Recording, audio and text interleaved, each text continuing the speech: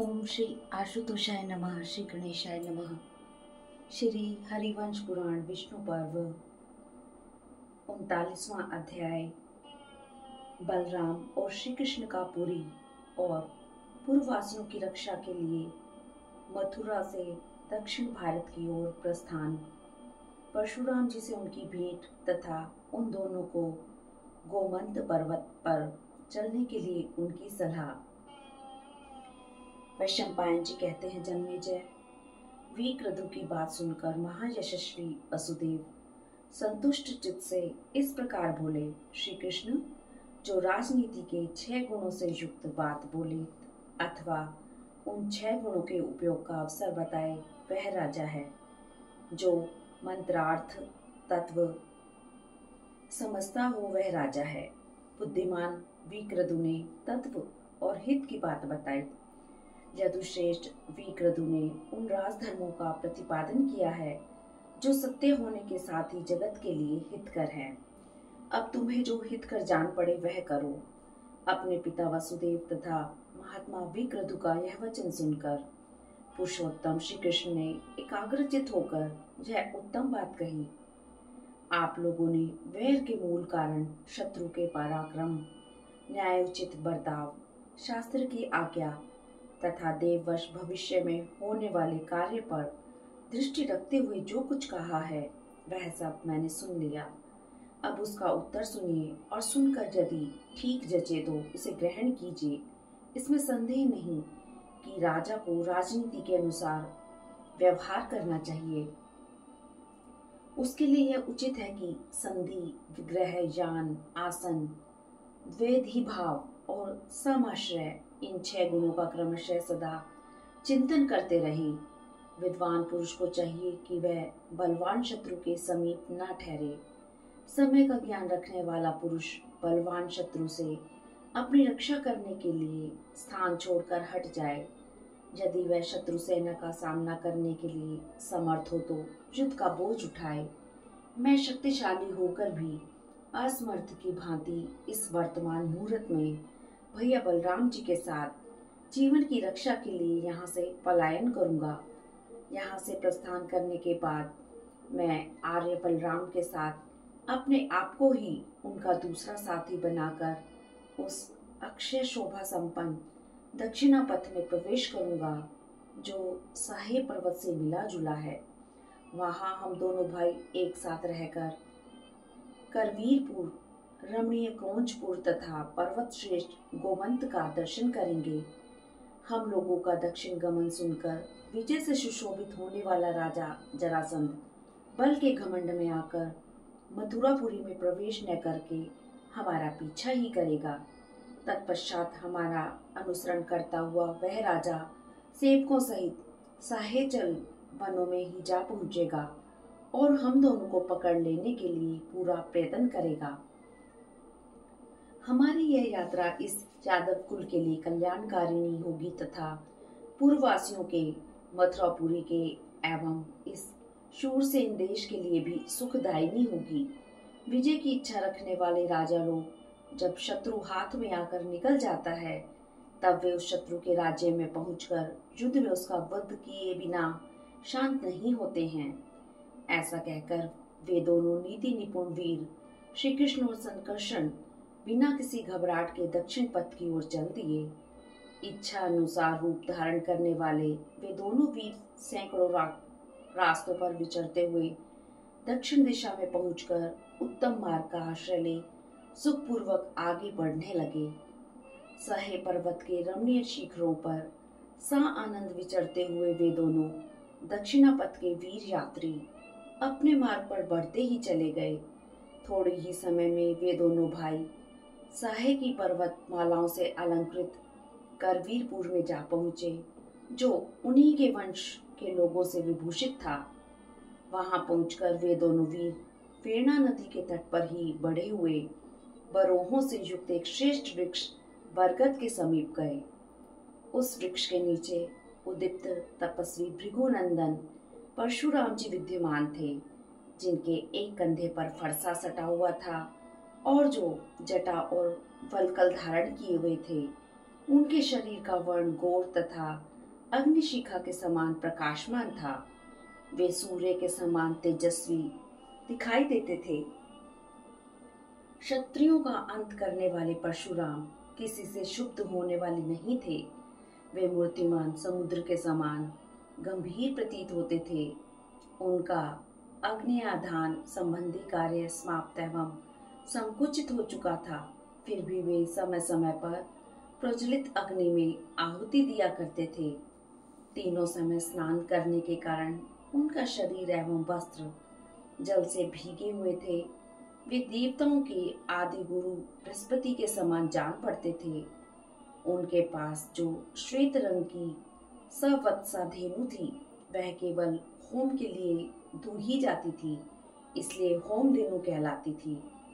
इसके सिवा वह मुनि की इच्छा के अनुसार समस्त वस्तुओं को देने में समर्थ थी, इसलिए काम दोहना या कामधेनु कहलाती थी।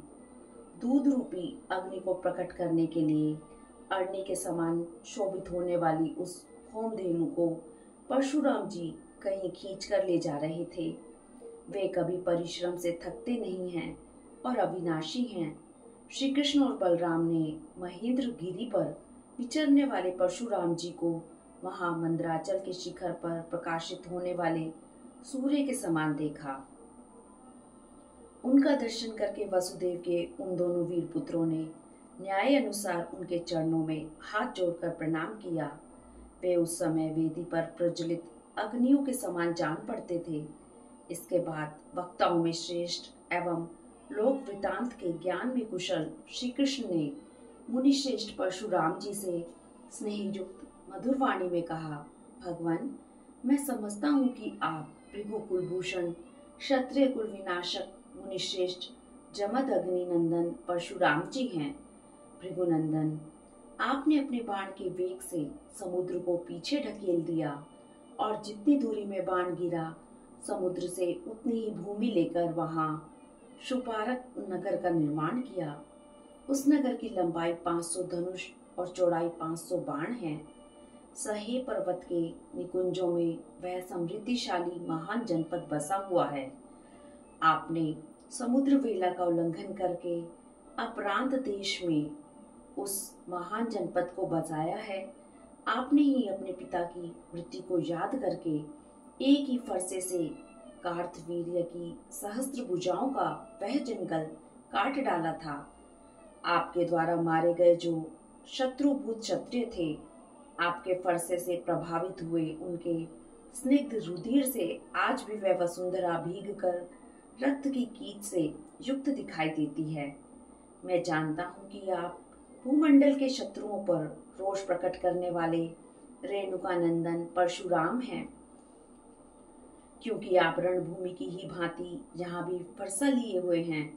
अतः विप्रवर, हम दोनों आपसे एक बात पूछना चाहते हैं तथा आप हमारी बात सुनकर निर्भीक हों।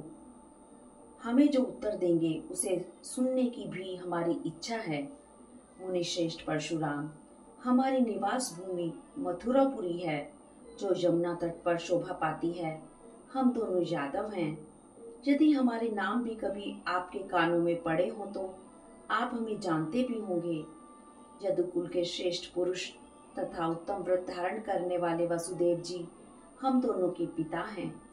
हम दोनों भाई जन्म से ही कंस के भय से ब्रज में ही रखे गए और वहीं उससे शंकित रहकर बड़े हुए हैं। प्रथम किशोर अवस्था को प्राप्त होने पर हम दोनों भाइयों का मथुरा में प्रवेश हुआ। वहां हमने धर्म मर्यादा से विचलित हुए कंस को रंगशाला में बलपूर्वक मार डाला और उसके राज्य पर उसी के पिता को राजा बनाकर बिठा दिया। तत्पश्चात सदा से गोपालन संबंधी कार्य करने वाले हम दोनों भाइयों ने फिर वहीं अपना काम धंधा आरंभ कर दिया। तदंतर राजा जरासंध ने हम दोनों के नगर पर घेरा डालने के लिए निश्चित विचार कर लिया। यद्यपि हम दोनों उसके साथ बहुत युद्ध कर चुके हैं और उनमें अपना लक्ष्य सिद्ध करने में सफल भी हुए हैं, तथापि अपने नगर और प्रजाजनों की रक्षा के लिए हमने जरासंध से लड़ने के लिए कोई उद्योग नहीं किया। व्रतधारी मुने, अभी हम लोगों को शक्ति और साधन का संचय करना है, अतः अकृतार्थ होकर ही हम लोग वहां से चल पड़े। हमारे पास युद्ध के लिए रथ नहीं है, हम पैदल ही हैं। हमारे शरीर पर कवच और हाथों में अस्त्र शस्त्र भी नहीं हैं। हम जरासंध के आक्रमण के भय से नगर को छोड़कर केवल 2 ही जने वहां से निकल आए हैं। मुनि श्रेष्ठ, इस प्रकार हम दोनों आपके निकट आए हैं। आप हमें सलाह मात्र देकर हमारा सत्कार करें। उन दोनों का यह निर्दोष वचन सुनकर रेणुकानंदन भृगुवंशी परशुराम ने उन्हें यह धर्मयुक्त उत्तर दिया। प्रभावशाली श्री कृष्ण, मैं तुम दोनों को सलाह देने के लिए ही इस समय यहाँ अपरांत से अकेला ही चला आया हूँ। शिष्यों को भी मैंने साथ नहीं लिया। कमल नयन, तुम्हारा जो व्रज में निवास हुआ है तथा तुम्हारे हाथ से जो दानवों और दुरात्मा कंस का वध हुआ है, वह सब मुझे विदित है। सुंदर मुख वाले पुरुषोत्तम जरासंध के साथ होने वाले विग्रह को जानकर ही मैं भाई सहित तुमसे मिलने के लिए यहाँ आया हूँ। श्री कृष्ण, मैं तुम्हें अच्छी तरह जानता हूँ। तुम जगत के रक्षक अविनाशी भगवान हो और देवताओं का कार्य सिद्ध करने के लिए बालक न होने पर भी बालक बनकर प्रकट हुए हो। तीनों लोकों में जो कुछ भी है वह तुमसे अविदित नहीं है, तथापि मैं अपनी भक्ति मात्र से प्रेरित हो तुमसे जो बात कहता हूँ उसे सुनो। गोविंद, पहले तुम्हारे पूर्वजों ने यहाँ इस करवीरपुर नामक नगर का निर्माण किया और इस राष्ट्र को बसाया है। श्री कृष्ण, इस करवीरपुर में इस समय महायशस्वी वासुदेव रहता है, जो श्रृंगाल नाम से विख्यात है। वह सदा ही अत्यंत क्रोध में भरा रहता है। वीर गोविंद, सदा द्वेष का अनुसरण करने वाले उस राजा श्रृंगाल ने तुम्हारे कुल में उत्पन्न हुए समस्त उत्तराधिकारी क्षत्रिय नरेशों को मार डाला है। वह नित्य घमंड में भरा रहता है, उसका मन वश में नहीं है। वह दूसरों से अत्यंत डाहा रखता है। राज्य और ऐश्वर्य के मद से उन्मत्त होकर अपने पुत्रों के प्रति भी निर्दयतापूर्ण बर्ताव करता है। नरश्रेष्ठ, इसलिए यहाँ सर्वदा इस राजा द्वारा कलंकित घोर करवीरपुर में तुम्हारा ठहरना मुझे ठीक नहीं जचता है। यहाँ रहकर तुम दोनों बंधु शत्रु को बाधा पहुंचाते हुए बल में बढ़े चढ़े जरासंध के साथ युद्ध करोगे, उस स्थान का परिचय देता हूँ, सुनो। हम लोग आज ही इस पुण्य नदी वेणा को भुजाओं से ही पार करके इस देश की सीमा पर स्थित एक दुर्गम पर्वत पर चलें, वहीं निवास करेंगे। उस पर्वत का नाम है यज्ञगिरी, जो सहाय पर्वतों की ही उपशाखा है। वह बड़ा ही रमणीय स्थान है। वहाँ इन दिनों भयानक कर्म करने वाले मांसाहारी चोर डाकुओं ने अड्डा जमा रखा है। उस पर्वत पर भांति भांति के वृक्ष और लताएं लहला रही हैं। वृक्षों में फूल लगे हुए हैं। इससे उस पर्वत की विचित्र शोभा होती है। वहाँ हम लोग एक रात निवास करेंगे। तदंतर खटवांगा नाम वाली नदी को पार करेंगे, जो कसोटी के पत्थरों से विभूषित है। तुम्हारा भला हो, वह नदी उस महान पर्वत से घिरी हुई है, जो गंगा के प्रपात सी दिखाई देती है। खड़वांगा का प्रताप झरना ताप साड़ने से विभूषित है। हम लोग उसे देखेंगे और वहीं कुछ खा पीकर इन कमनीय एवं प्रसिद्ध पर्वतों पर विचरते हुए वहां उन तपस्वी ब्राह्मणों का दर्शन करेंगे, जो तप में संलग्न होकर कष्ट उठा रहे हैं। तत्पश्चात हम रमणीय एवं श्रेष्ठ नगर क्रोंचपुर में चलेंगे। श्री कृष्ण, वहाँ तुम्हारे ही कुल में उत्पन्न एक राजा राज्य करते हैं, जो सदा धर्म में तत्पर रहने वाले हैं। उनका नाम है महाकपि। वे वनवासी जनपद तथा वहाँ की निवासी प्रजाओं के अधिपति हैं।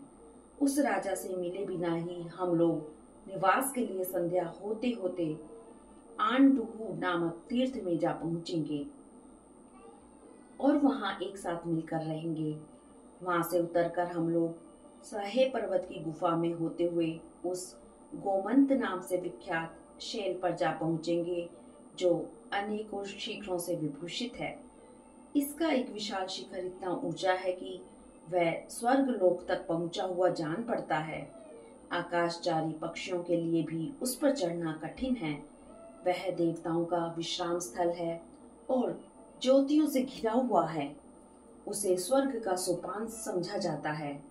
वह उच्चतम पर्वत, आकाश का सा पर्वत जान पड़ता है। उस पर देवताओं के विमान उतरते हैं तथा वह दूसरे मेरुगिरी के समान प्रतीत होता है। तुम दोनों भाई देवताओं के समान दिव्य रूपधारी तथा महातेजस्वी हो।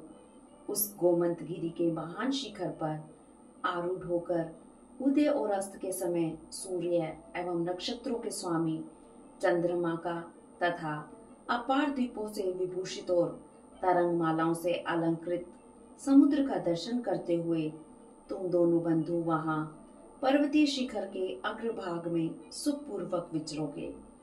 उस गोमंत नामक शैल के शिखर पर रहकर वहां के वन में विचरते हुए तुम दोनों वीर दुर्ग युद्ध द्वारा धावा करके जरासंध को जीत लोगे। तुम दोनों रणधुर्मद वीरों को उस पर्वत पर आरूढ़ हुआ देख जरासंध पर्वत युद्ध में ही आसक्त हो जाएगा। वहां भयंकर युद्ध आरंभ हो जाने पर तुम दोनों के हाथ में भी शीघ्र ही दिव्य आयुधों का संयोग हुआ देखूंगा। श्री कृष्ण, वहां देवताओं ने यादवों तथा अन्य राजाओं के महान युद्ध का निर्देश किया है, जिसमें रक्त और मांस की कीच जम जाने वाली है। वहां सुदर्शन चक्र, संवर्तक हल, कोमोद की गदा तथा सौनंद नामक मूसल, ये विष्णु संबंधी आयुध संग्राम में तुम्हें दर्शन देंगे और अपने काल के समान सब रूपों से काल के अधीन हुए राजाओं का रक्त पिएंगे। वह संग्राम चक्र मूसल के नाम से विख्यात होगा। देवताओं ने इसी स्थान पर उसके होने का संकेत किया है। वह युद्ध साक्षात काल का आज्ञा पत्र है। देवताओं की उत्पत्ति और विधि करने वाले श्री कृष्ण, उस संग्राम में समस्त शत्रु और देवता भी तुम्हारे भली भांति व्यक्त हुए वैष्णव रूप का दर्शन करेंगे। तुम अपने उसी वैष्णव रूप से स्थित हो देवताओं की विजय के लिए चिरकाल से भूले हुए अपने उस चक्र और गदा को ग्रहण करना तथा ये लोक भावन बलराम भी देवद्रोहियों का वध करने के लिए अपने शत्रु विदारण घोर हल और मूसल को हाथ में ले लें। श्री कृष्ण, पृथ्वी का भार उतारने के लिए भूमंडल के राजाओं के साथ तुम्हारा यह पहला संग्राम देवताओं द्वारा बताया गया है। यहीं तुम्हें अपने दिव्य आयुधों की, वैष्णव स्वरूप की, लक्ष्मी की तथा शत्रु व्यूहों का विदारण करने वाले तेज की प्राप्ति होगी। श्री कृष्ण, इसके बाद पृथ्वी पर अस्त्र शस्त्रों से व्याप्त एक महान संग्राम होगा जो लोगों में महाभारत के नाम से प्रसिद्ध होगा। अतः श्री कृष्ण, तुम पर्वतों में श्रेष्ठ गिरिराज गोमंत पर चलो। जरासंध के युद्ध में भी विजयश्री भी तुम्हारा ही वर्ण करने के लिए प्रस्तुत है। तुम्हारा कल्याण हो। मेरी इस होम धेनु का यह अमृतोपम सुमधुर दुग्ध पीकर मेरे बताए हुए मार्ग से चलो। इस प्रकार श्री महाभारत के खिलभाग हरिवंश के अंतर्गत परशुराम वाक्य विषयक 39वां अध्याय पूरा हुआ। हरिओम तत्सत। हरिओम तत्सत।